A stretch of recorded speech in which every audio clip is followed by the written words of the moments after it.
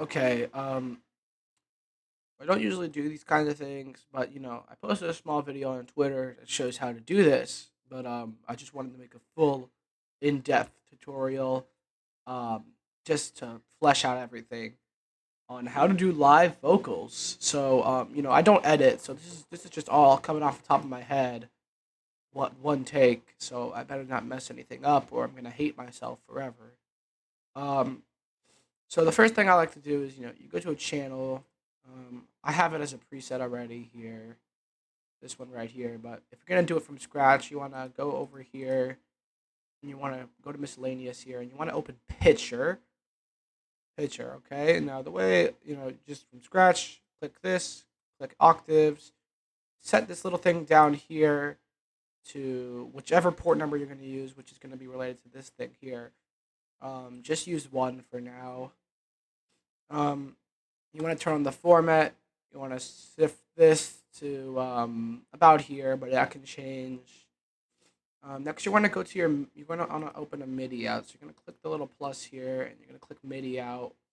It's going to open this, and you're going to click here, and the number on your port is going to be the same as whatever's here. So I'm just using one for this example, and then once you have that, that's basically the whole thing.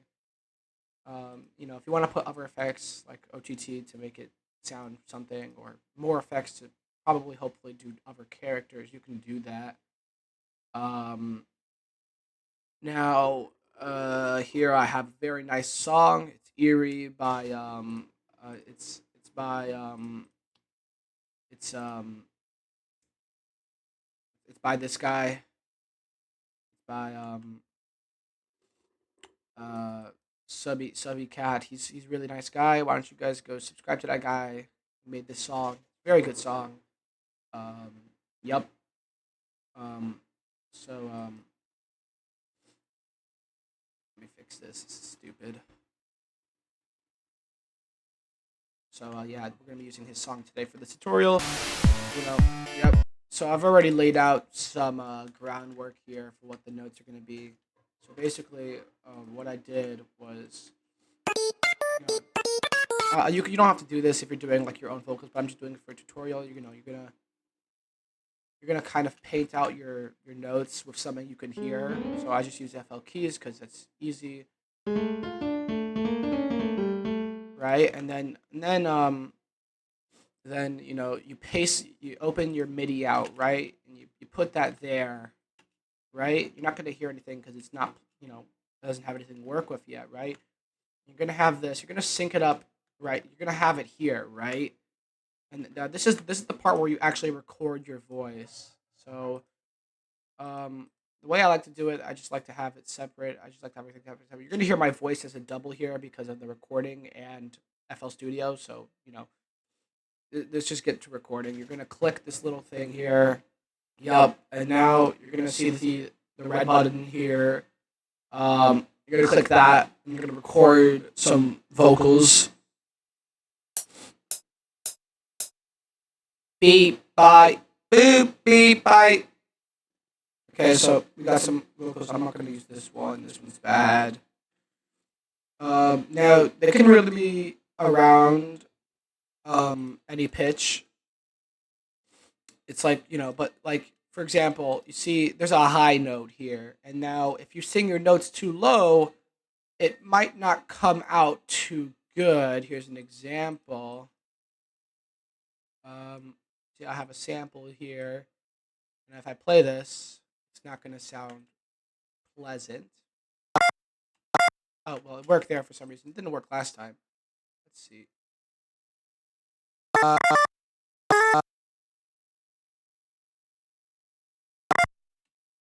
Yeah, it just sounds a little off there. So you want to basically, if your notes get too high and they start sounding like really weird and bad, just like in your thing here, if they go way too up, um, just sing your recordings beep bye a little higher, beep bye, like that. Just sing a little higher, and it should work out. So let's just you got to line these things up. So this is the part that takes a little bit of extra time. Usually I can move around quicker, but I'm kind of trying to give a tutorial here. Make sure it's, once you record it, it's all on the same track as, you know, your your pitcher preset. Just kind of line it up where you think things should go. Me personally, I'm kind of an expert at this, so you know, I know everything. So let's listen to it. I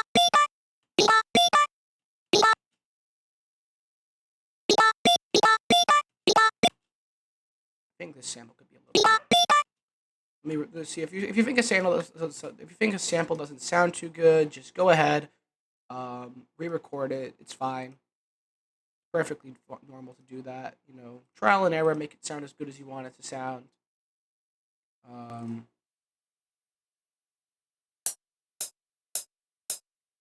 Beep beep beep.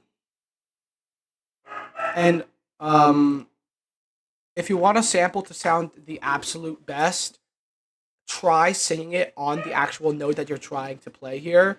Now, I think the benefit with this is you don't have to do that, because some people, don't have that kind of singing ability, which is what makes this easier for some people. But if you want the note to sound as good as possible, do try to sing it on the actual pitch it's trying to go for, and you'll get the best result, in my opinion.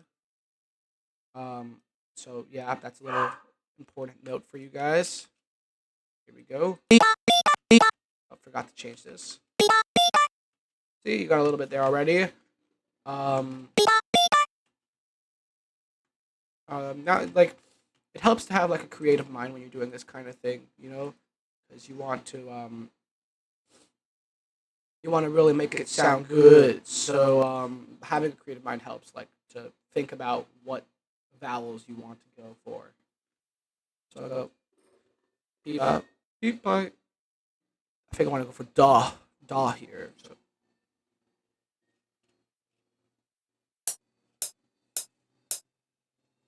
Da pito da pi da po die.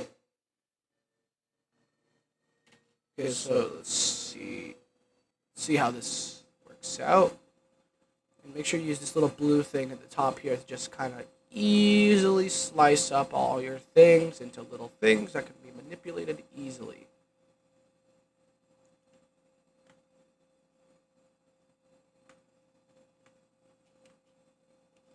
You want to make sure to put a little bit of this tail thing on the end too. That helps to sort of make it sound a little cleaner. You don't want it to just be all poppy and snappy, unless that's what you're into. Going for that rustic old vocal type of sound vibe. We're in 2024. No, we don't do that anymore.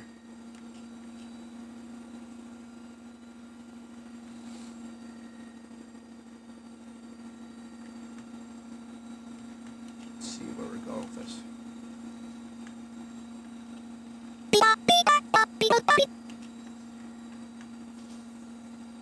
Okay, I don't want to spoil too much of it. It sounded pretty okay.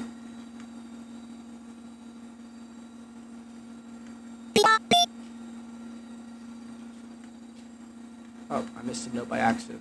Okay, this is the part where if you don't want to like record a single note for every little thing, which is kind of the idea not to do, because you don't want to like use forever on a single section, unless you really want to make something that's like unique and original and has a lot of diversity when it comes to notes. Sure, go for it. If you have the time to do that, and if you really want to do that, do it, because like you can make it as cool as you want. But if you just want to cut corners, you can just copy over a few samples, put them here. Just cut some corners, save a little bit of time. No need to be perfect. Also, what you should probably do with your MIDI outs, you want to extend them as far as possible, so it knows to keep correcting the pitch all the time. Because if you have blank spaces like this, and you have a sample that, let's say, extends past it, this is gonna happen. This is gonna happen. At the end here, where it's not pitch correcting, it's gonna switch back to your normal voice. You don't want that to happen, so you just want to extend these to as far as they cover until the next note, so that you can avoid stuff like that happening. And let's see what we got. Okay, but I need to add a little bit of cut off at the end. It's a little craggly there. See, that's pretty good. Let's see how it sounds with the instrumental. Cut off this part of the vocal track.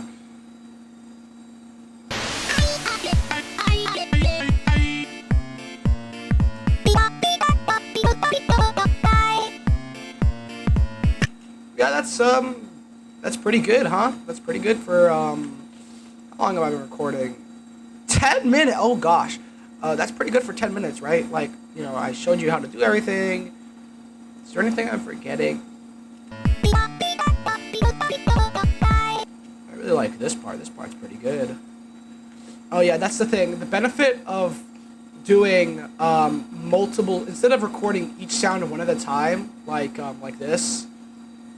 If you record each sound one at a time like this, beat, and then, oh gosh, and then you go to, and after you do this, you know, you splice it in, and then you put it in, and you record a second time, right?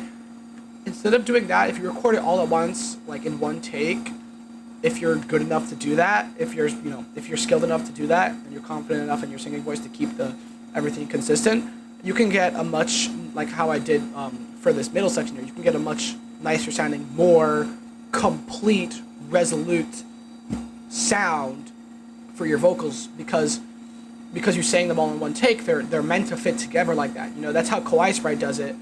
He because in Ableton Live 11, it's much easier to do stuff like it's a different way that they do it there. Like, you know, you can have it in one take and then move it around in a weird way. But that's why this sounds so much better here.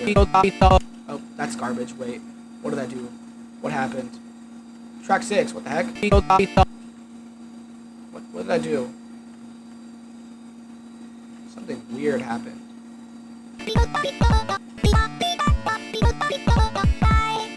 See, that's pretty good. Yep. I think that's enough. Subscribe to this guy. He made Eerie. Pretty cool song.